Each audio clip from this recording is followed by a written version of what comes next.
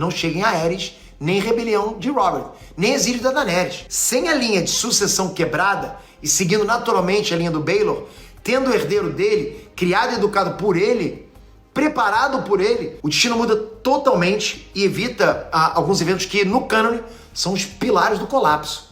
O colapso só acontece por causa justamente do cânone, né? O colapso só acontece justamente por causa da morte do Baelor. É muito provável também que o Baelor acabasse com a tradição de incesto entre os Targaryen. Pensa só, na linha do tempo, cara, antes e depois dele, vários irmãos Targaryen se casaram entre si.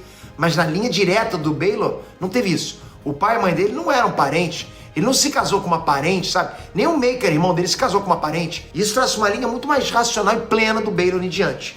A partir dali. Até porque a casa Targaryen não tem mais dragões, então eles precisam de alianças com outras casas para manter a lealdade do reino. E existe também a teoria de que o incesto entre os Targaryen fosse uma das causas da loucura entre os descendentes. É uma teoria. Então assim, seguindo a linha sucessória natural do Baelor, o reino inteiro entra no modo estável. Pelo menos por um bom tempo. Por exemplo, lá no futuro, a rebelião de Robert não nasce só da Lyanna e do Rhaegar.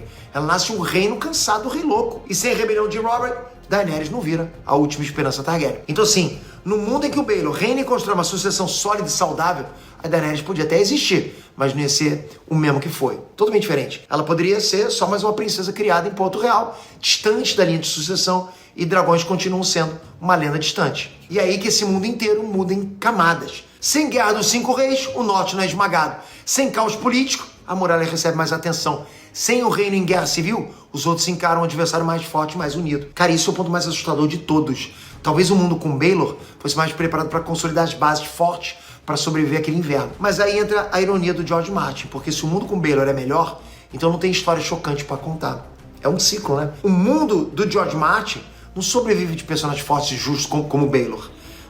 Parece que não combina, né, personagens como Baelor no mundo de George Martin. Esse mundo se mantém interessante justamente com personagens sem limite, sem honra, sem lucidez, meio loucos, sabe? Totalmente pirados. Não dá pra gente fechar essa teoria dizendo que o Baelor seria o melhor rei da história de Westeros, mas ele com certeza seria o rei que poderia evitar muito caos no reino e na decadência da dinastia, pelo menos por um bom tempo. E eu acho, cara, curioso pensar que um príncipe morreu defendendo a justiça do lado de um cavaleiro sem nome.